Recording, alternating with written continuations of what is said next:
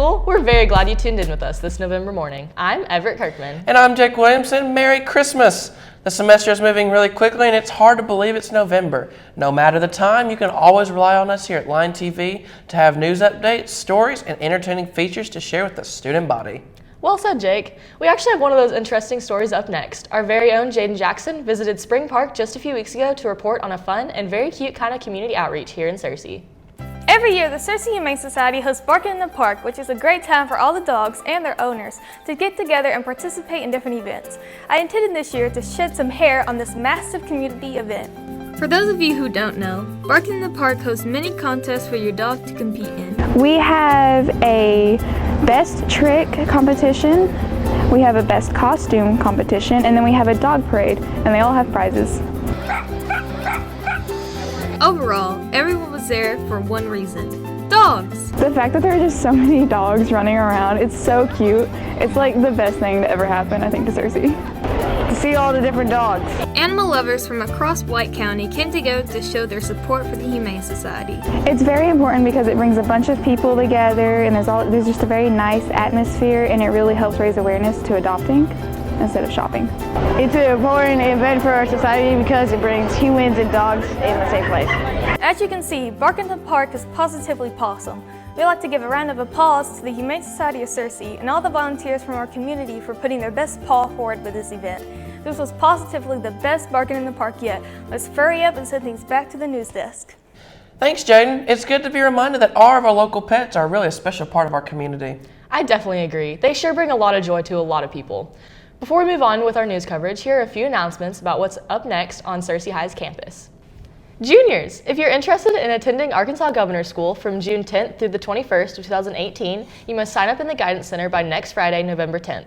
Searcy High is looking for students interested in joining the new STEAM Club. STEAM stands for Science, Technology, Engineering, Art, and Math.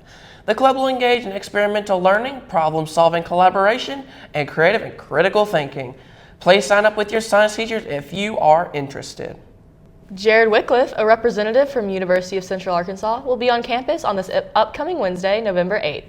He'll be available to assist seniors interested in attending UCA who need to complete their admissions application. Students who complete their application on Wednesday with Jared will not be charged the application fee, so be sure to take advantage of this great opportunity. Key Club members need to drop by Mr. Snow's room 112 and sign up for the pancake breakfast scheduled for this upcoming Tuesday, November 7th, ASAP. Also, the Key Club blood drive coming up on Thursday, November 16th. They will need a few workers for the blood drive, but otherwise, be sure to sign up for this purposeful donation of effort. Next up, we have our newly rehabilitated part-time serial killer, Joshua Cremines, here to update you on what weather we should expect on this 3-day weekend. Good morning, Searcy High School. I'm here to give you an updated weather forecast. Starting today, we'll have AM showers, 50% chance of rain, with a high of 79, and your sun rose at 7:29 a.m. On to tonight. Tonight we'll have a low of 64, partly cloudy with a 20% chance of rain, and your sun will set at 6:11 p.m. On to the almanac. Your high will be 62, your low will be 39, and your monthly average of precipitation will be 5.15 inches, and your month to date will be 0.15 inches. Onto the 5cast.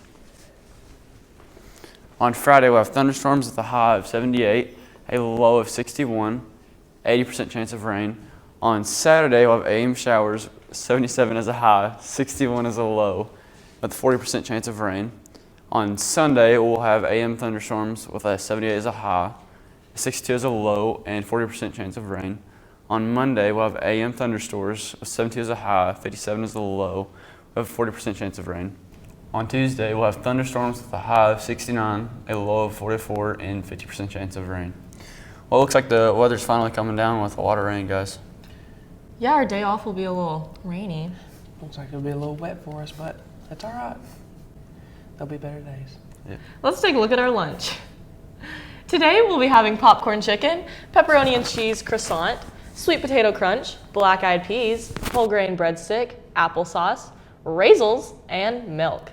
Next, we have our very own season reporter, Blake Farley, with a feature on a spooky talent showcase and scare fest that possesses the Performing Arts Center around this time of year. What do you have for us, Blake? Well, I think it's fair to say everyone likes a good scare, but usually it's more scaring others than being scared yourself. The Searcy High School Haunted Theater surely attracted a good combination of both crowds. We talked to the actors, the directors, even the victims themselves to get a terrifying, revealing look at the horrors happening just backstage on those scary October evenings. This hometown haunted house was hosted for its 4th year here at Searcy High School, run by the Searcy High Drama Department, with all of the students involved handling a great amount of responsibility in planning and coordinating the thrilling scenes behind the curtain. Since I am the president of the drama club, I am taking the position as a host, walking people through it and making sure they get to the end without going in the wrong direction, and also periodically going through it without anyone, making sure everything's going well and everything's still set up. Like the other day, I was a butcher / murderer. Tonight, I'm a military man that doesn't get far. When these students aren't worried about organizing the event, their focus is on the most enjoyable job of the night, terrifying their friends, family, and classmates.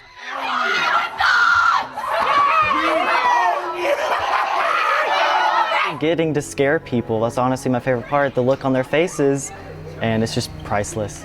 We have some noises, we have some creepy stuff, chills. I think they're gonna be pretty scared a bit. And although the screams are understandably satisfying, the ultimate satisfaction comes from the purposeful way the Haunted Theater gives back to the school's drama program and the Searcy community. When you bring your dues to come into Haunted Theater, it's either $5, which helps contribute to our drama department, or you can donate 5 cans of food, which get distributed to the local homeless shelters around Searcy. All of this hard work is surely paying off as the Haunted Theater continues to scare up great reviews and a committed audience ready for more each year. At first I wasn't expecting to be as scary as I thought it was gonna be, but at the same time, they did pretty good on the honey and stuff like that. My reaction to Searcy High School's Haunted Theater is super positive. I mean, I did it for my first 2 years, and it's gotten better and better every year, and I think it's super fun for all of the drama kids to bond, and it's for a great cause. It was they kind of stepped up their game this year. I liked it. Get here, Blake.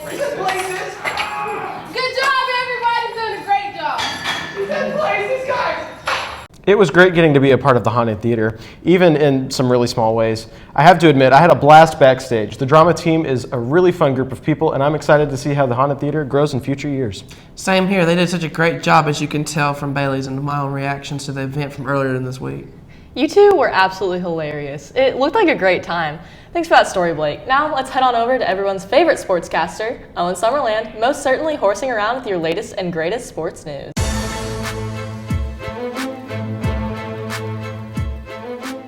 Good morning, Searcy High School. Sports, I'm here to talk about it, and you're here to get all the latest deets about the latest scoop in the sports world. So let's begin. In local sports, your SHS Cubs won Tuesday, beating the BB Badgers 38-14. That also makes them conference champions, so congratulations to them. On Friday, there will be an all-day cross-country state meet at Hot Springs, so we wish them the best of luck as well. And Friday, and finally, this Thursday, there will be senior night for the SHS Lions, which will begin at 6:30. And speaking of that, I need to run and grab an interview, so let's go get that.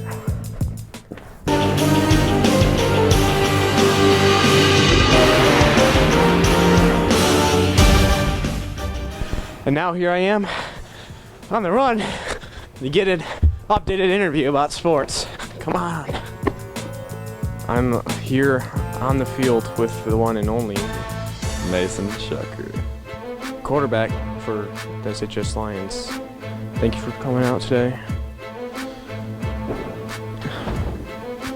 So, tell us, what are you doing to prepare as an individual for this upcoming game?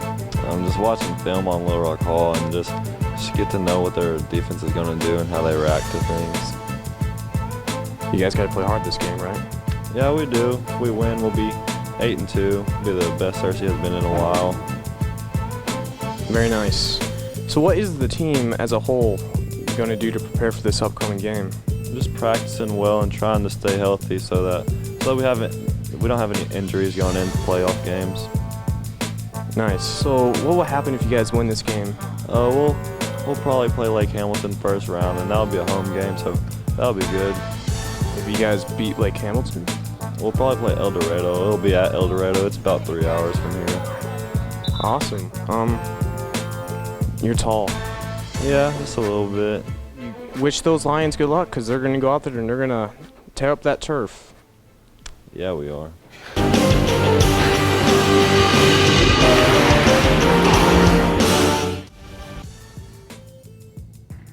Looking into national sports, the World Series between the Astros and Dodgers has been quite exciting this year. Not only have the teams been caught up in a fight to the finish, but the fans are having just as good of a time.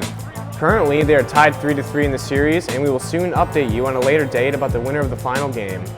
Well, that's all I have for sports today. Let's send things back to Everett and Jake at the news desk. Thanks, Owen. Before we go, we'd like to give a quick shout to one of our own Search Line Press reporters, Hannah Wells, for her impacting story over a local organization committed to helping victims of domestic violence.